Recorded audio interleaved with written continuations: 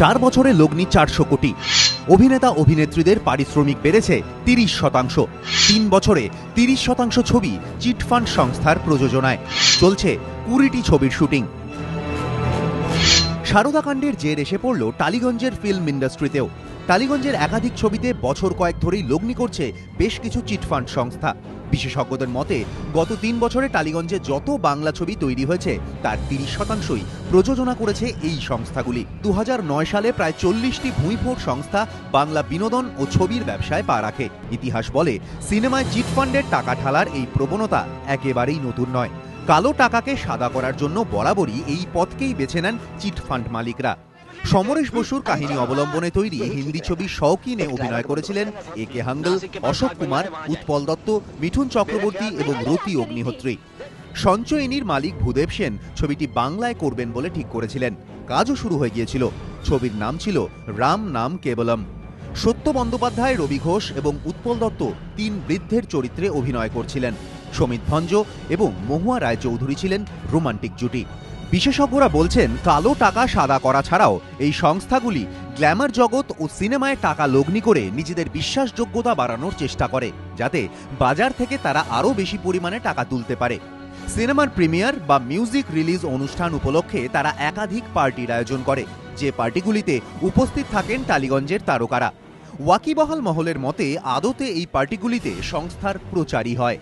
ছবি চলল কি চলল না তা নিয়ে এতটুকুও মাথা ব্যথা নেই সেই সব চিটফান্ড সংস্থার, কারণ নিজেদের প্রচারই তাদের মূল লক্ষ্য। আমার মনে হয় তাদের উদ্দেশ্য কিন্তু ছবি বানানো নয়।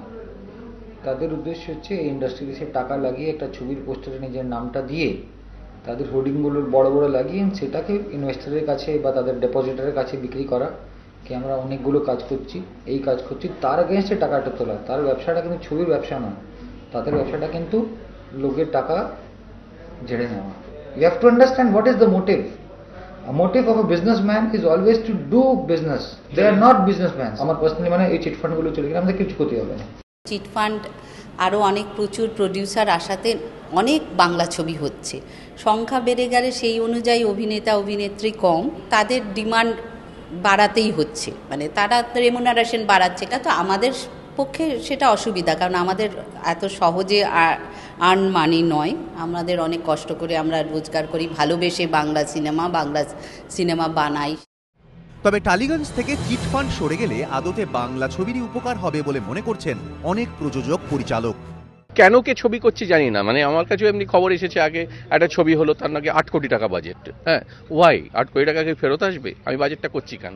ওর এই প্রোডাকশন হাউস রেগুলার ছবি করেন, একটা ছবি 8 কোটিতে করছেন, একটা ছবি 50 লাখে করছেন, একটা ছবি 2 কোটিতে করছেন, দ্যাটস এ ডিফারেন্ট থিং।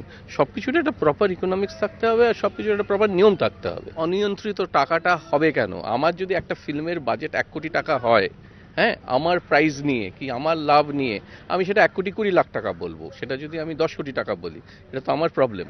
এবং তুমি জানো না, তুমি আমাকে দিচ্ছ, তোমারও প্রবলেম। তো অনিয়ন্ত্রিত টাকাটা সব দিক দিয়েই খারাপ। এখন বন্ধ হয়ে যাওয়াটা ভালো। এরপরে মানে আরও 4 বছর ধরে, আরও 5 বছর ধরে ইন্ডাস্ট্রিটাকে একটা ফলস জায়গায় রাখা যে হ্যাঁ অ্যাকচুয়ালি এতগুলো ছবি হচ্ছে, সেটা বাংলা ছবি প্রফিটেবল বলে, সেই মিথটা বন্ধ করা দরকার। চিটফান্ড সংস্থার প্রযোজনায় এখন যেসব ছবির শুটিং চলছে সেগুলির ভবিষ্যৎ ও কলাকুশলীদের পারিশ্রমিক আপাতত প্রশ্নের মুখে। মনোজিৎ সরকার ও নীলাঞ্জন সেনগুপ্ত, এবিপি আনন্দ।